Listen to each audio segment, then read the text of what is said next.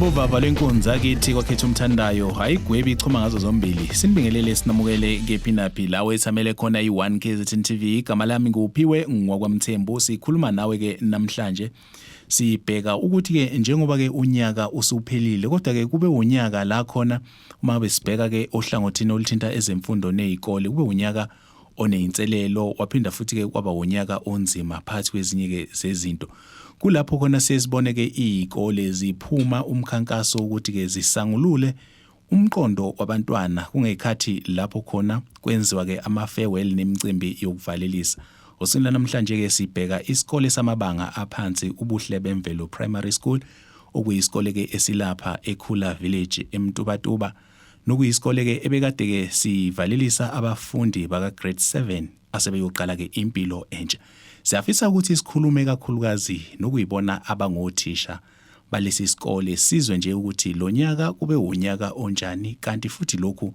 abathe bakwenza ke osukwini namhlanje ukuvalelisa kulezi ingane kungani bethatha isinqumo sokuthi bekwenze uma ngabe sithi ke abakhulume angibonge mfoka Mthembu didiyeli wohlelo abakhulume ngibingelela abalaleli bakho kuphi nakuphi enhla nasezantsi labatholakala khona esibonga lolu suku lwanamhlanje ngingakakhulumi ngalo nje obubusushilo unyaka ka2025 unyaka obe nenselelo eziningi kakhulu mase uqala phansi sibonile lapha yakugijima indaba yokuthi izinsiza kufundisa nezinsiza kufunda ezikoleni ayifikanga ngesikhathi kodwa uhulumeni wethu ethembakele kuye kwaya ya resolveka leyo nkinga besinayo ezinye inkinga ke besinazo zibe zincane kakhulu ngenxa yokuthi sinothisha abayinikela kakhulu lesasikole sasebuhle bemvelo ubuhle bemvelo isikole esakhiwe endaweni yaseKhula village ngase St Lucia ngaphansi kwamasipala waseMtubatuba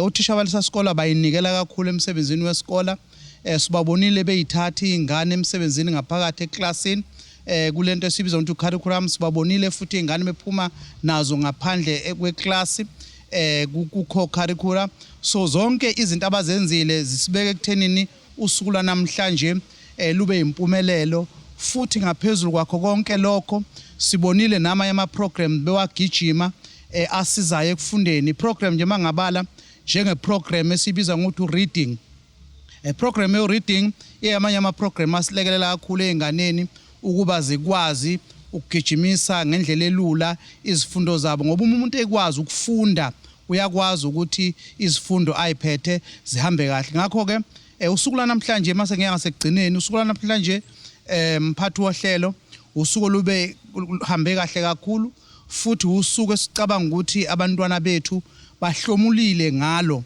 ngoba into ebesikhulumisa kakhulu besikhulumisa indaba yokuthi abantwana njengoba kukhulunywa nabo bebefundiswa ukuthi ikuphi ongabahlomisa ukuze kusasa baba abantu abangcono ukuze kusasa bakwazi ukubuya bezojika amakhaya kubo uma sebephothulile imfundo yabo ngibonga leli thuba lokuthi namhla sizofika kule ndawo ephakeme sihlala ingane sizenzele esikoleni sizenzela ku St Lucia kodwa namhla sitheka ke sikhiphe ilula imqondo sibonga kakhulu okwenze konke lokhu kwaba impumelelo othisha iSGB ukuxhumana nokuzwana sibe umuntu oyedwa kunjabulisa kakhulu lokho ukuthi yonke into abafesana othisha noma uprincipal ezenzele engayithintanga SGB lokho ke kwenza ukuthi isikole sethu siye phambili nanokuthi uma kukhona izinto esizibona esikoleni zingahambi kahle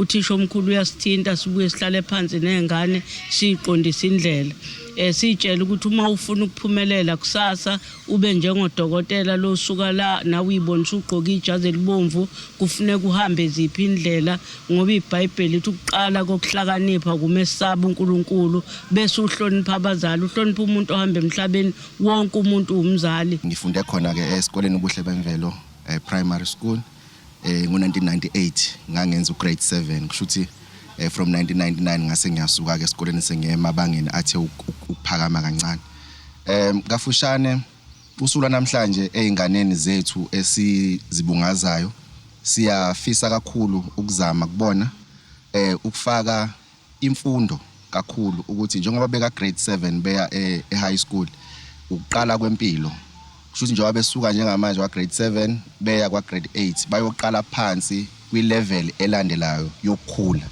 Ngizama ukusho ukuthi ke kuningi kakhulu okuyinselelo abantwana ababhekana nakho ekufundeni kwabo. From besaqala nje esikoleni siyazi kunama challenges emakhaya. Abanye abantwana bakhula ngaphandle kwabazali, abanye bakhuliswa ogogo, abanye bakhula mhlambe behlala ehlotsheni kanjalo. So uma sibabizile ke namhlanje sizobungaza ukuthi I level ade bekuyona yokufunda isiyaqala iyakhula. Sibahlomisa ke ngezikhali zezinto ekufuneka bazilindele uma beya high school. Kungabe singakhuluma ngama social ills ahlupha kakhulukazi abantwana bethu. Masifikile esikhuluma nabo ke namhlanje sifisa noma sethemba ukuthi amazwi esiwakhuluma kubona awukhula nokuthi lapha baya khona kufuneka balindele ini. Sifisa ukuthi ke namhlanje kubona okokuqala kube ukuthi bayabona bayakufila ukuthi sebephumile kulesi sikole samabanga aphansi baya emabangeni athe ukukhula. Kusho ukuthi nezinselelo abazobhekana nazo zithe ukukhula futhi ngokwemfundo asebezobhekana nayo. Mbukeli ke ngempela njengoba sikhuluma nabo ke othisha nabaholi balesi sikole siyafisa nje nanokuthi mhlawumbe sithole ithuba lokuthi sizwe nje kuzona ke izingane ukuthi lokhu kusho ukuthini kuzona njengoba zisho ukuthi kube unyaka onazo izinselelo kodwa abakwazile ukuthi beyinqobe ngendlela ke eziningi ezahlukahlukene bazwakala ke banomuzwa wethemba nangesikhathi ke esizayo njengoba sebeyoqala ke impilo entsha ezikoleni ke zamabanga aphakeme. Asibathole nabo uma ngabe sithi ke abakhulume. Lokho abasenzele khona uthisha namhlanje basikhombisa ukusithanda nokuthi nalapho noma sesihamba esikoleni sesiphuma ukuthi banathi futhi basifisela inhlahla ukho konke bebesivalelisa kahle ngoba besithanda. Lo nyaka usiphathe kahle noma phansi konyaka bekungekho kahle kodwa beku right esikoleni saphasa qala unyaka futhi siyathemba ukuthi sophasa. Igama lami nguNathi Sibongo Wambambela, ngifunda grade 7A ngibheke high school. Ngizizwa ngijabule ngoba naku siya grade 8 high school siyoba ngena lapha high school. Futhi senzele nane farewell yethu imnandi kakhulu ngoba kapheli sazoqhubeka cela kube mnandi njalo kwenzeke ngoba asigcini khona la sazoqhubeka futhi siphinde futhi sibe ne matric dance a grade 12 siyethemba ukuthi sofika lapho. Usuku ebantwaneni ngilibona njengosuku lokubakhuthaza. Bayakhuthazeka ukuthi njengoba nje beqeda imfundo yabo yase primary bezoqhubekela high school. Kuyabakhuthaza ukuthi babe semcimbini onjengalona ngoba kuyavula ingqondweni zabo ukuthi uma bengaqhubeka befunde bazokwazi ukuthi bathole lamajazi lawo bagqokela amajazi sebewagqoka ngempela ngoba njengamanje kusemfanekiso ukuthi uma uzofunda uzofika ka grade 12 udlule ka grade 12 udlulele tertiary uzokwazi ukuthi ugqokele ijazi uzugqoke ngisho nelibomvu lika dokotela. Kuyabakhuthaza nje kakhulu kuyabakhuthaza. Leli thuba lanamhlanje uma ngingachaza ngalo ithuba elihle kakhulu elivulela abantwana ukuthi ke bebe exposed to any environment ngaphandle kwale bahlala kuyona. So nje sibonga kakhulu ukuthi ke sithole nanokuthi sibungaze nabo usuku le farewell bekwazi nabo ukuthi ke bebe happy nakuyilungiselela nje ukuthi nangonyaka ozayo ngoba sebe ema high school beyoqale kahle unyaka ukuya phambili. Kodwa nje futhi siyafisa ukubonga kakhulu kwi-management yesikole elidwa ke usihlalo we-SGB kanye nothisha omkhulu uMr Thango ngendlela isikole abasirana ngaso.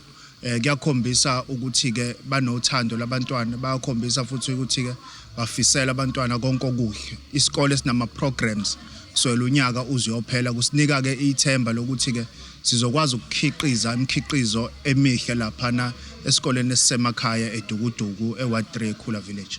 Mfowethu ingqondo nje yomuntu noma ngabe kuthiwa mdala noma ngabe kuthiwa mncane iyasidinga isikhathi sokuthi ikishawe umoya. ukushawa umoya ukuthi ke i-environment yaseklasini umntwana umkhiphe khona mhlambe umlethe kwenye indawo azothi mayebuka nje eceleni abone into ehlukile lokho nje engqondweni kukodwa kuyasakha isithombe somntwana ukuthi abone ukuthi kubaleke kanjani ukuthi asuke lapha khona aye kwendaweni elandelayo mhlambe yokufunda noma yokukhululeka komqondo.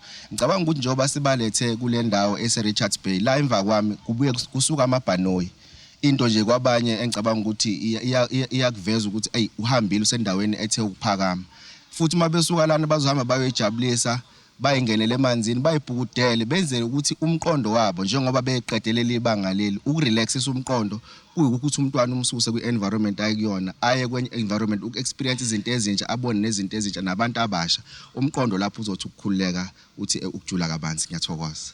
U2025 ukwaba nazo inselela sike safelelwa lezi zinto zokuthi ingane eziquleke esikoleni ingane ezikhale ingane sezidla ama snacks seyibuye esibhedlela into kuyiyona esilimaza umoya kakhulu ukuthi ingane thothi sezithengile etolo zabokufika zagula kwayiyo yonke into sabhekana nalezo zinto ngagijima nami nothisha omkhulu sagijima engifonela kusekuthi ngigijime kusiza ukuthi ngingumzali owakhele isikole eduze kwesikole uthisha omkhulu ngithinta kalula yasiphatha kabike leyo kodwa sihlulile kukho konke lokho ngoba iculo ukuthi sihlulile asinamyocu siphunyuke kalula yilokho.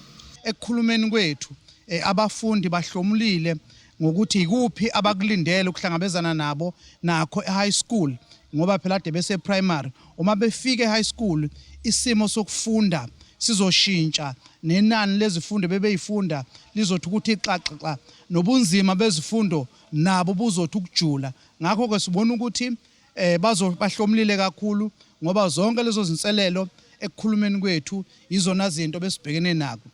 Angifiseke manje ukuthi ngidlulise kakhulu kusho ukuthi sesisesikhathini la khona sesilindele unyaka ka2026 kuwonke ama program onyaka soqala sesiwenzile sesiwaqedile amalungiselelo sesikwazile ukwamukela abafundi bangonyaka wa2026 sesikholwa ukuthi nabo sizoqhubeka nabo kusukela kwa grade R kuze kufika kwa grade 7. Sibonga ukubambisana ku-SGB Scholar, sibonga ukubambisana kubazali ngoba isikole esiphumelelayo sisikole ngenxa yobukhona babazali.